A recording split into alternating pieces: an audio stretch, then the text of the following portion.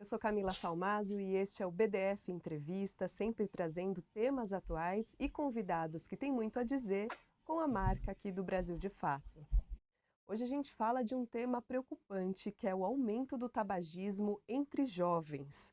Os brasileiros, né, os jovens brasileiros, o cigarro mudou de jeito. Além daqueles que a gente conhece, agora temos os vapes, os pods, os cigarros eletrônicos e até aqueles de sabor, que prometem uma experiência mais leve e divertida. O resultado é o aumento no consumo entre adolescentes e, pela primeira vez, o aumento também entre as meninas. Para entender o que explica essa virada e como a indústria do tabaco tem encontrado novos caminhos para chegar a essas novas gerações, nós vamos conversar agora com Mariana Pinho. Ela é coordenadora do projeto de tabaco da ACT, Promoção da Saúde, e mestra em Saúde Pública pela Fundação Oswaldo Cruz. Muito bem-vinda, Mariana. Muito obrigada por conversar aqui com o Brasil de Fato. Obrigada, Camila. É um prazer estar falando e é importante a gente falar sobre esse assunto. Mariana, para começar, a gente está vivendo uma nova glamorização do ato de fumar. Isso tem um pouco a ver também com as redes sociais? Bom, a gente acompanha aí as pesquisas nacionais e também a gente acompanha os dados internacionais do percentual de fumantes e também experimentadores de outros produtos.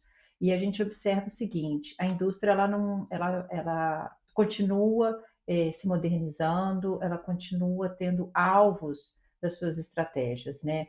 A gente já tem muito bem documentado, na época que documentos internos dessas empresas foram revelados, que a indústria do tabaco pensa em atrair novos e jovens fumantes.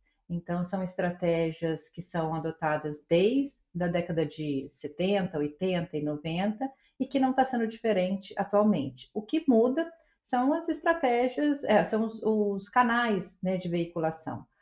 Então, por exemplo, no Brasil, onde a propaganda está proibida, exceto a exposição do maço no ponto de venda, a gente vê formas inovadoras, eu vou chamar entre aspas, né, assim, e formas não tão claras de promover seus produtos.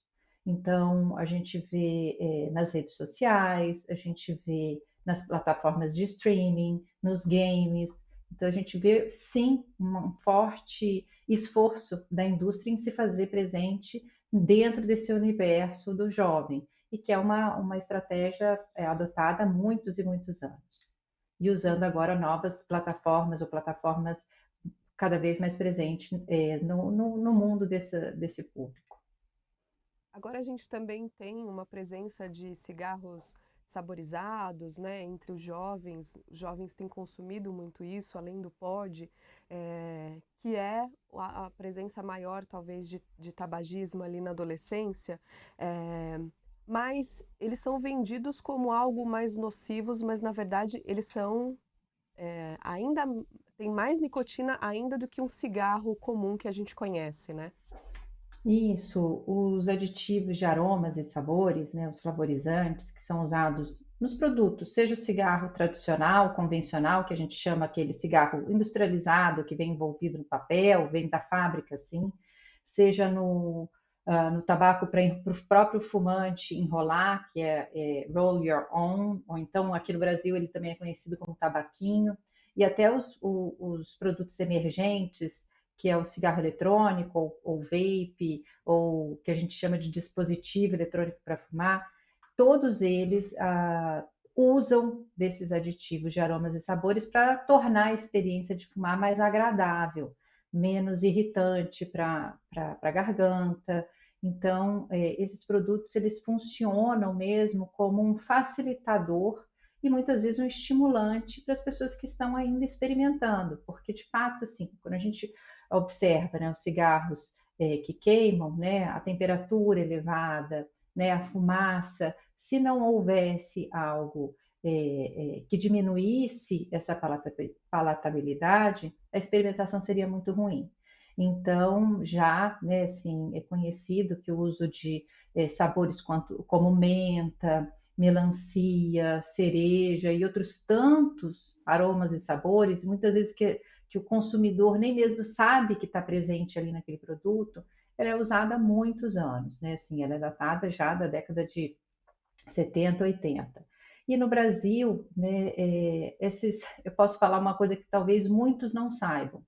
O uso de aditivos de aromas e sabores está proibido no Brasil desde 2012.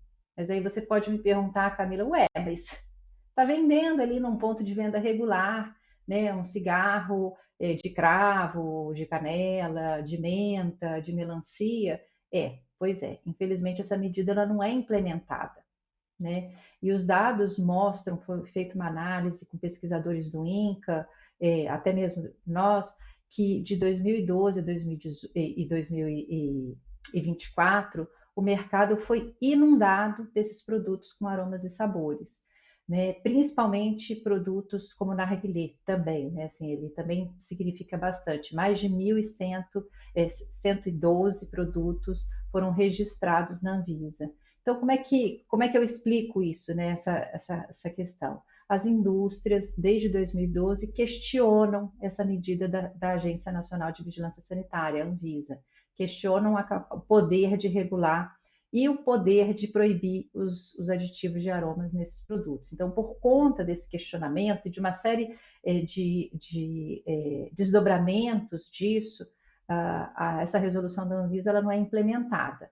né? Então, infelizmente, a gente tem aí os produtos, né, como narguilé, cigarro convencional, cigarro de palha, tabaquinho, com aditivos de aroma.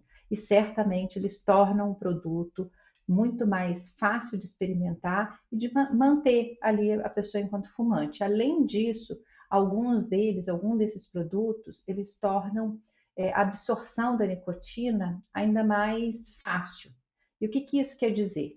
Né? Quer dizer que a pessoa que está experimentando e consumindo aquele produto absorve de forma mais qualificada a nicotina. E isso impacta severamente a condição dessa pessoa de se tornar dependente da nicotina, né? Então, a dependência ela se estabelece dessa forma, né? Conforme os impactos em níveis cerebrais da nicotina.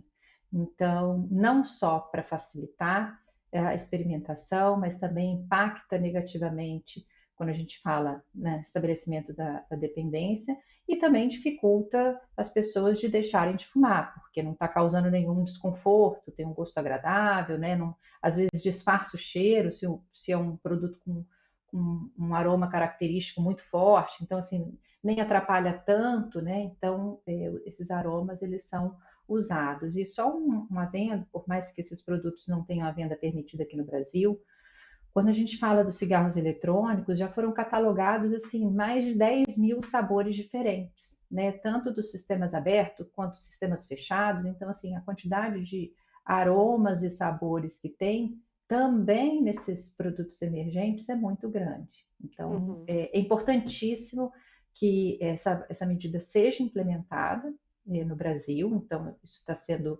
julgado no STF e que outros países também sigam proibindo conforme as recomendações aí do Tratado Internacional do qual o Brasil faz parte.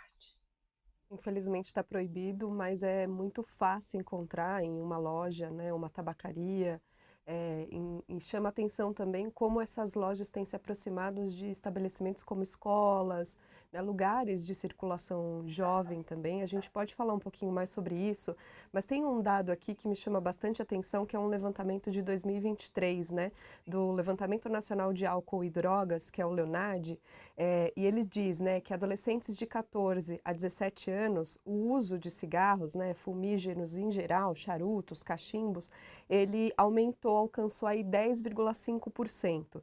Entre meninos, esse percentual ficou em 8,3%. É a primeira vez que as mulheres lideram um índice, né, sobre tabagismo no nosso país. O que você acredita, Mariana, que tem levado as mulheres a fumar mais do que os homens pela primeira vez, ou pelo menos aparecer em primeiro lugar nessa faixa da juventude, numa pesquisa como essa? Bom, essa curva, vou assim chamar, né? Essa curva de prevalência de fumantes entre meninos e homens e também de mulheres, ele é histórico, essa repetição. Então, assim, os homens, de fato, foram os primeiros a começar a fumar, os primeiros a usar os cigarros industrializados, e depois as mulheres começaram também. Então, isso acontece não só no Brasil, estamos vendo, né, esse levantamento do Lenad, né, a terceira edição do Lenad, mas também em outros países. A gente observava, às vezes, em alguns levantamentos, que no Rio Grande do Sul, onde tem as principais indústrias de cigarro do Brasil, às vezes, dependendo da pesquisa, mostrava. Isso certamente, o que contribui isso é a propaganda desses produtos, né? Existe um direcionamento, a mulher tem sido alvo de muitas mensagens positivas. Só para trazer um exemplo, né? A forma e as estratégias como essas indústrias se promovem. Hoje em dia não pode ter a promoção do produto, né? Da marca X, Y, é proibida. Mas agora, durante a COP, não sei, a Copa, não sei se todos acompanharam, mas teve uma campanha contra o feminicídio, né? Uma campanha do Ministério das Mulheres, importantíssimo, né? A gente precisa mobilizar a sociedade, daí quando eu falo sociedade é todos, para enfrentar o feminicídio, evitar que mais mortes de mulheres aconteçam. E daí a gente observa que uma das empresas de tabaco aderem a essa campanha e se promovem assim. Então, esse é só um exemplo do que pode estar levando ao aumento de mulheres. Então, assim, a relação da pauta de uma empresa de cigarro a uma luta que todas as mulheres desejam, que muitas mulheres desejam, que é o combate ao feminicídio, você ter essa associação, você acaba afastando totalmente essa indústria de cigarros dos efeitos nocivos que seus produtos causam. Então, assim, esse é um exemplo que pode estar, sim, associado à forma como essas empresas vêm sendo colocadas no mercado. Um outro exemplo, né, que é muito frequente no Sul, é que o Brasil é produtor de tabaco, né? É o terceiro maior produtor de tabaco global, né? Não estou falando da região, nem de determinado conjunto de países. A nossa produção é significativa e a maior parte é para exportação. E os contratos, até algumas décadas atrás, eram assinados pelo chefe de família. E recentemente, algumas análises têm mostrado que eles têm feito contratos com as mulheres das famílias. Então, assim, isso mostra, pode sugerir as estratégias da forma como essa empresa vem se comunicando. A gente observa também que algumas mulheres têm ocupado o papel decisor dentro dessas empresas, então são mensagens que ela vem passando que pode estar relacionada, sim, a esse aumento, né? A gente não conhece uma análise específica que aprofundou no porquê que essas meninas brasileiras, infelizmente, ultrapassaram os percentuais de consumo de cigarro ou de experimentação, mas eu acho que tem bastante a ver com essa mobilização das empresas e direcionamento das suas mensagens. E a gente tem também a presença dos vapes, né? Que agora não é aquele cigarro que solta fumaça, como a gente está acostumado, e que é proibido em ambientes fechados. Acho que essa lei pegou no Brasil, que bom. A gente não vê mais, né? As pessoas se sentem constrangidas de fumar em locais fechados, mas o vape me parece que não tem esse mesmo comportamento. E tem relatos de escolas, né? Com relação ao uso do vape dentro das escolas, seja no banheiro, em sala de aula. Parece que isso se normalizou muito rapidamente no ambiente escolar, né? Pois é, quando a gente observa o percentual de uso desses produtos no Brasil, apesar de eles estarem proibidos desde 2009, né, a Anvisa proíbe eles já há muitos anos.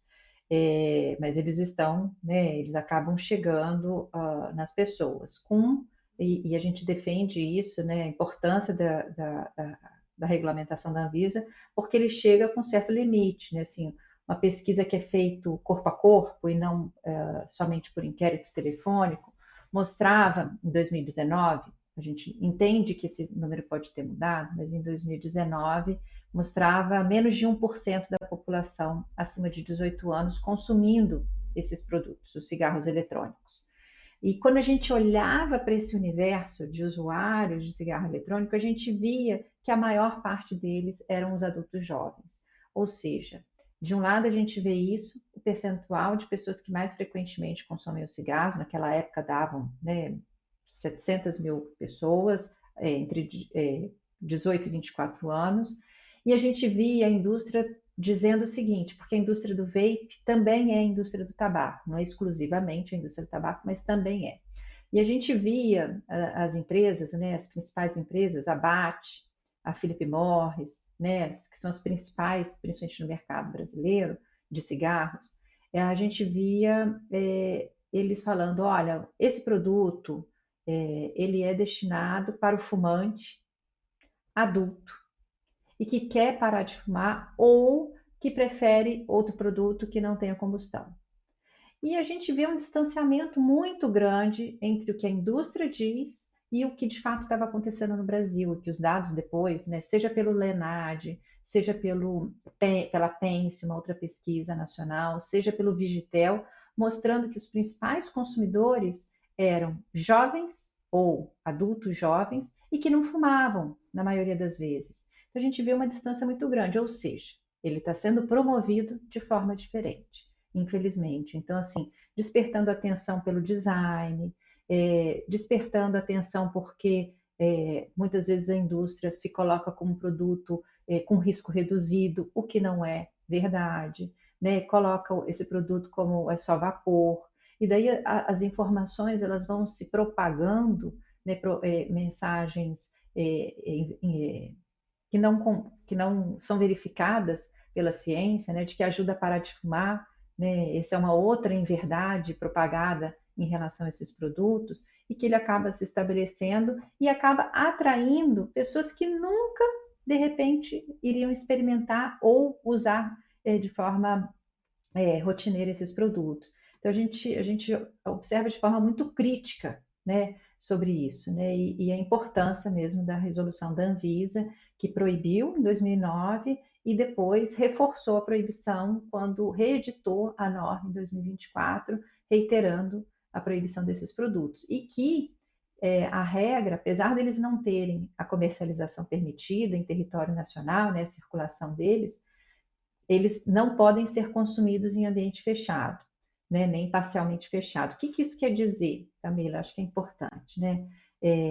Consumir esses produtos não é crime, né? Assim, é uma norma de vigilância sanitária, né? Então, assim, tem que obedecer à norma. A norma diz que esses produtos não podem ser circulados, aí você vai ter, para quem comercializar é outra situação, mas o consumo, você não pode acusar aquele usuário do produto de ser um criminoso. Não, ele está consumindo e tem que observar. Se ele estiver consumindo, ele não pode consumir dentro de um bar, dentro de um restaurante, num elevador, numa sala de aula, né? E as medidas que a gente tem observado aí pela imprensa, né, de restringir, elas fazem sentido porque o ECA, né, ele diz ali que não pode, né, criança, você não pode entregar para a criança, fornecer, ainda que gratuitamente, permitir que crianças tenham consigo, né, que consumam um produto que causa dependência, né? O artigo do ECA diz isso. E nicotina é uma substância, notadamente, que causa dependência. Então, tem que ter programa educativo, sim, mas também precisa de medidas regulatórias relevantes. A gente já tem várias pesquisas, né? Nem sabemos todo o impacto que os vapes podem causar na saúde de uma pessoa. Tem muitos estudos em andamento, mas tem comparações que mostram que um cigarro tem 1 grama de nicotina, enquanto um vape pode ter até 50 miligramas, e é muito mais nocivo, apesar deles estarem tentando vender saúde, né? Vender uma coisa mais saudável, como um hábito, mas a gente já tem pesquisas que mostram isso. E outra coisa que me chama a atenção, Mariana, que eu acho que a Anvisa tem um papel fundamental com essa proibição, mas existe um mercado ilegal circulando, né? Acho que até você disse da quantidade de sabores, de diversidade de fumos que já existem, acho que boa parte disso também vem do mercado ilegal e que a gente não tem como ter grandes controles, o que pode causar ainda mais problemas para a saúde, porque a gente não sabe o que tem ali dentro, né? Esse é um ponto super importante e super comum da gente que está aí nos debates e tudo, a gente enfrenta. É um enfrentamento mesmo, Camila, porque a disputa de narrativas é super presente quando a gente está falando de controle do tabaco e de promoção da saúde e né, fatores de risco. Então, sobre o mercado legal, eu tenho assim pelo menos dois pontos para trazer aqui para você. Um deles é, de fato, todo produto, cigarro eletrônico ou produto de tabaco aquecido que estiver circulando no mercado, né, a venda, a propaganda, ele é de origem ilegal. Né? Então, ele entrou, seja ele tenha sido fabricado numa fábrica ilegal, tenha entrado pela fronteira de forma ilegal, sem ninguém ter visto, ele entrou de forma irregular. Então, esse é um ponto. Mas dizer que esse produto, pelo fato dele não estar registrado, né, de não poder ser registrado, potencialmente ele é melhor, e vou colocar entre aspas, né, assim, do que se ele tivesse registrado, é uma falácia. Por quê? Por alguns motivos. Um, porque esses produtos muitas vezes eles vêm de países onde a sua venda é permitida, onde passou minimamente pelas regras sanitárias ou pelas regras regulatórias daquele país de origem, seja ele do Paraguai, seja ele dos Estados Unidos, né, seja ele da Europa, né, seja ele da China, ele passou pelo controle sanitário e entrou de forma ilegal. A ilicitude, a irregularidade está na forma de entrada no país. Então, esse é um ponto. O outro ponto é que esse produto ele não é inócuo. Ele faz mal da forma como ele está se colocando no mercado. E lá, nesses países de origem, eles estão causando prejuízos, doenças, mortes prematuras, em alguns casos, de pessoas que estão consumindo produtos registrados. Então, assim, ele faz mal, né? Ele tem concentrações elevadas, ele tem um sal de nicotina, que o sal de nicotina é a nicotina num outro formato, num formato que causa um impacto bem grande, é como se houvesse um aproveitamento melhor da nicotina que está ali dentro daquele produto. Então, se no cigarro convencional aproveita, vou chutar, não estou sendo fiel aos dados químicos, não, mas se aproveita 80% desses produtos na forma de sal tem um aproveitamento muito maior. E o impacto em nível cerebral está relacionado à dependência estabelecida de forma mais rápida. E a gente tem observado isso. A gente tem visto, a imprensa tem veiculado bastante notícias de jovens, né, não só afetados pelos problemas de outras substâncias presentes nesses produtos, mas relatando que se viram dependentes, o que a gente não observava há 20, 30 anos atrás, os jovens que hoje estão adultos se perceberem dependentes do cigarro convencional. Então, assim, e isso independe da origem, né? Assim, esses produtos do mercado ilegal, do mercado, se fosse legal, né, nos seus países de origem, eles causam dependência, causam adoecimento, né? A gente vê tanto problemas da questão pulmonar, por conta de algumas substâncias tóxicas, muito tóxicas nesses produtos, mas também aumento de risco cardiovascular, do sistema circulatório significativo, que a nicotina é uma vilã. A nicotina não causa só dependência, ela também é uma vilã para as doenças cardiovasculares. Então, dizer ou entender, compreender os cigarros eletrônicos como um produto que só tem nicotina, ou seja, não tem problema, ele só tem. são duas inverdades. Uma, que minimizar o efeito da nicotina no organismo humano não é verdade, tem efeitos importantes, a exposição precoce da nicotina dos jovens, né? Quando eu falo precoce, eu estou falando de jovens, você, né, por alguns anos, você pode ter problemas cognitivos, problemas de aprendizado, né? Você pode ter problemas de fertilidade, você pode ter relação com diabetes por conta da nicotina. Isso eu não estou nem falando do efeito cardiovascular, que Uhum. é aumento de risco de infarto, de doenças coronarianas, doenças cardíacas. E também tem o problema de que não só tem nicotina, né? Tem propileno glicol, você vai ter metais pesados que com aquecimento, sim, do aparelho, existe um deslocamento físico do aparelho, não é o líquido, não. Você tem no aquecimento alguns estudos que mostram que quando o aparelho aquece, ele carrega junto com aquele vapor, ele carrega algumas substâncias do metal, do equipamento, e a pessoa inala, ou seja, não é só nicotina de maneira nenhuma e não é risco reduzido de maneira nenhuma. É extremamente assustador ver quantas doenças podem estar associadas. Antigamente a gente via que o cigarro causava doenças mais a longo prazo, mas talvez os vapes já tenham nos mostrado que essas doenças elas chegam mais rápido na saúde de quem consome. A gente está falando aqui de resultados, né? Mas eu queria falar um pouquinho da indústria, que está por trás disso, Mariana, porque eu acho importante que as pessoas conheçam.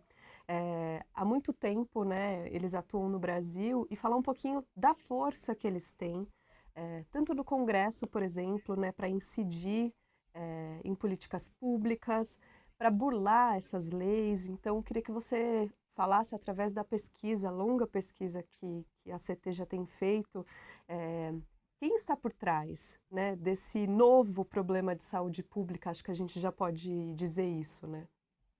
Isso, a gente tem, conforme eu falei, né, assim, as indústrias de cigarro atuantes no país, são três principalmente, né, a BAT, a Philip Morris Brasil e a Japan Tobacco, são os principais produtoras de cigarro, né, e elas atuam no Brasil há muitas décadas, né. O Brasil se estabeleceu aí desde muitos anos como um grande produtor. Então, a gente produz no sul do país e exporta boa parte das folhas brasileiras para o mundo todo, né? Para a China principalmente e Europa.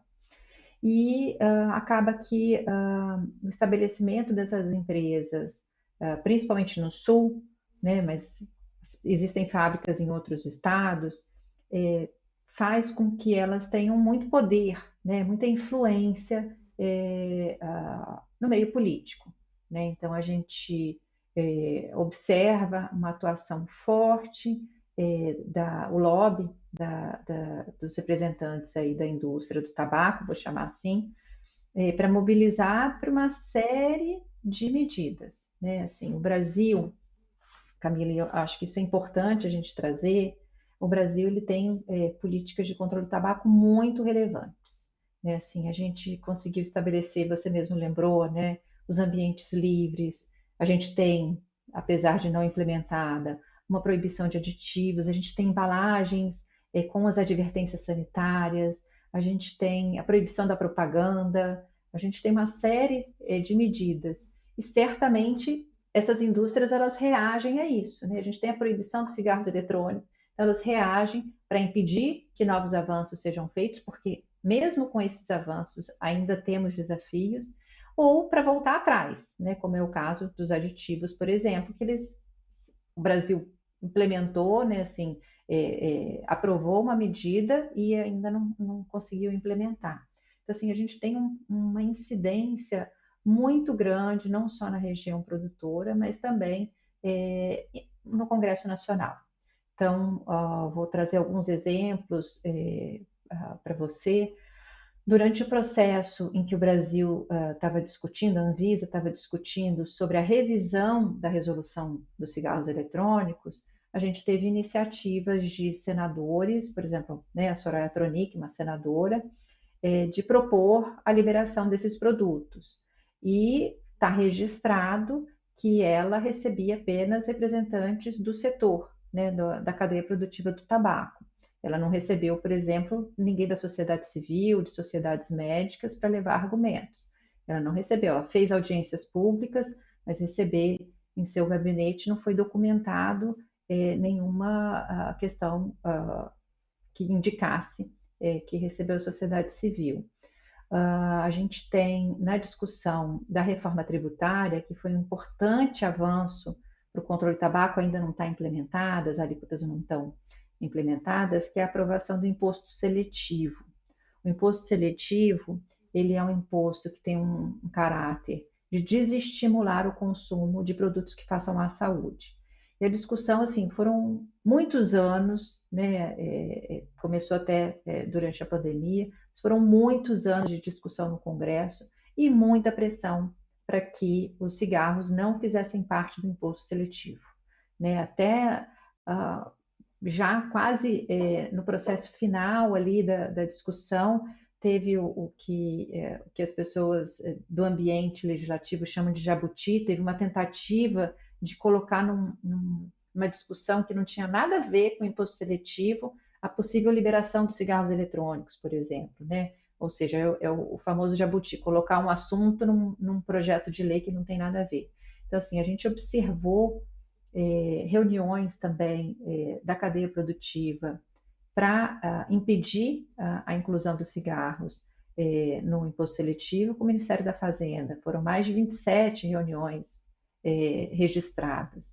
E tudo para tentar interferir, a incidência foi grande, foi pesada, para tentar interferir os processos regulatórios, seja de questões voltadas para a saúde, mas também voltadas para a questão econômica. E nós documentamos isso, convido aí vocês e todos aí que estão assistindo a entrevista, nós documentamos isso num relatório que nós escrevemos periodicamente, que está na sua 5ª edição, que é o Índice de Interferência da Indústria do Tabaco. Esse índice não a CT colabora com uma organização que chama GGTC, que é um Centro Global de Governança e Controle do Tabaco, que criou esse questionário para avaliar as incidências das empresas de tabaco nas políticas de controle do tabaco. E ele observa isso, porque, da onde que veio isso, né? Porque o Brasil, ele ratificou, assinou um tratado internacional de controle do tabaco, que é a Convenção Quadro. E dentre as medidas que estão lá, de ambiente livre, de tratamento do fumante, de proibição de propaganda, uma delas é proteger as políticas públicas de saúde contra a interferência da indústria.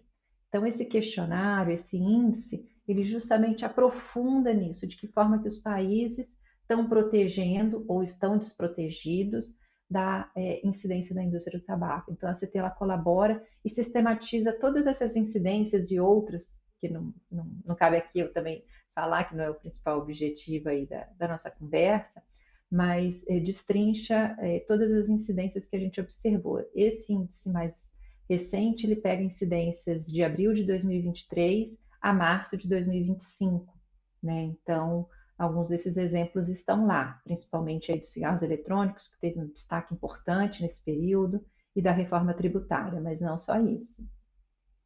São muitas as incidências, né? Por isso até é importante o monitoramento que vocês fazem para entender como é que a indústria se movimenta e vai se organizando e se comunicando com essa nova geração, que é o caso agora dos vapes, dos pods, né? Você falou bastante do programa de controle ao combate ao tabagismo, né? Na década de 90, acho que foi exitoso para o Brasil, né? A gente tinha um índice na época, eu acho que de 34% de fumantes, então nós diminuímos a população fumante. E eu queria te perguntar, com esses novos jeitos, né, que a indústria tem encontrado essa nova geração, que tipo de políticas públicas, que tipo de programa de combate ao tabagismo seria necessário agora para fazer esse enfrentamento? É uma pergunta assim que a gente vem se debruçando sobre ela, né? Assim, é importante sim seguir, porque eu acho que quando a gente observa Então, tem esse percentual de 34%, foi uma pesquisa populacional, e depois em 2019, o mesmo tipo de pesquisa foi apresentado que mostrou 12%, ou seja, uma queda.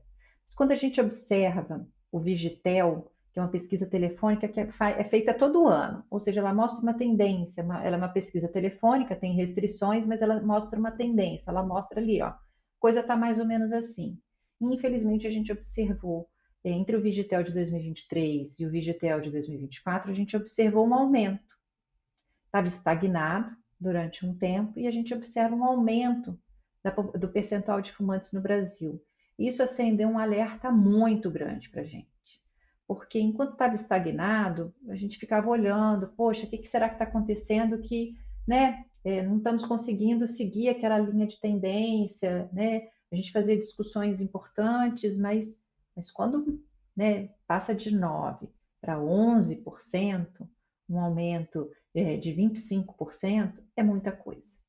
É muita coisa e a gente fica se perguntando, né, assim, o que a gente vai precisar fazer? Só para você ter ideia, esse percentual de 11 é o equivalente ao percentual observado por essa mesma pesquisa lá para 2013.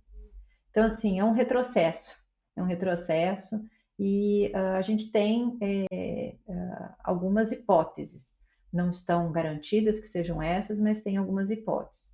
Uma é a inclusão desses novos produtos no mercado, né, no mercado mundial, e que está chegando aí, algumas pesquisas mostram, né, os jovens experimentando, os jovens usando, podem não estar usando tanto cigarro convencional, mas usam narguilé, o tabaquinho, o cigarro eletrônico, então isso pode sim ser um dos fatores. Certamente não é um único só fator, não.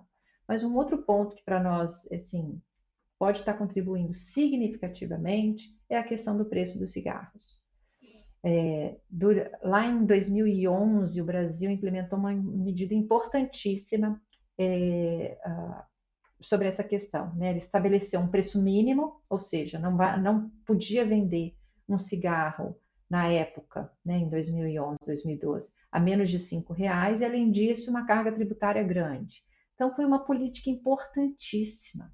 Por quê? Porque o preço mínimo ele ia aumentar 50 centavos a cada ano, né?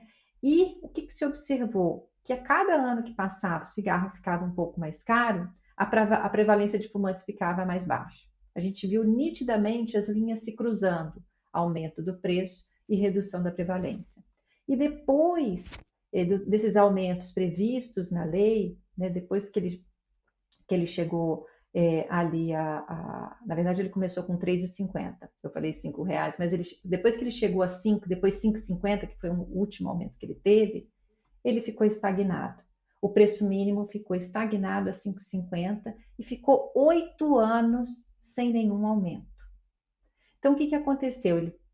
Ele chegou em 2018, 2016, na verdade, a um preço mínimo que, para a época, ajudava as pessoas, a questão da acessibilidade, diminuía a acessibilidade, né? Ajudava nesse sentido, né? O Brasil diminuía a acessibilidade, mas depois de 8 anos, esse produto, né, não corrigido pela inflação, muito mais acessível em 2018, 2016. Um impacto muito grande, né? Então, talvez por isso que a gente esteja observando esse aumento que o Vigitel, que é a pesquisa do Ministério da Saúde, identificou em 2024, né? Então, isso também é uma hipótese.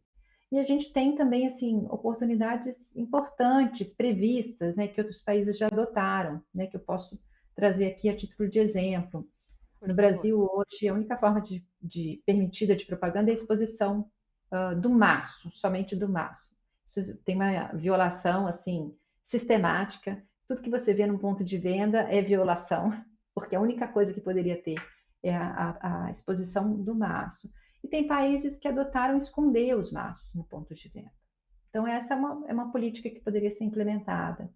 Apesar da sua sensação ser de que a lei de ambientes livres está sendo implementada, tem algumas capitais, eu não sei de onde você está falando, mas tem alguns lugares que já se percebe, até os dados do Vigitel mostram que ainda assim as pessoas estão expostas ao tabagismo passivo em ambientes formais, como ambientes de trabalho, ou seja, a lei antifumo ela não está totalmente implementada.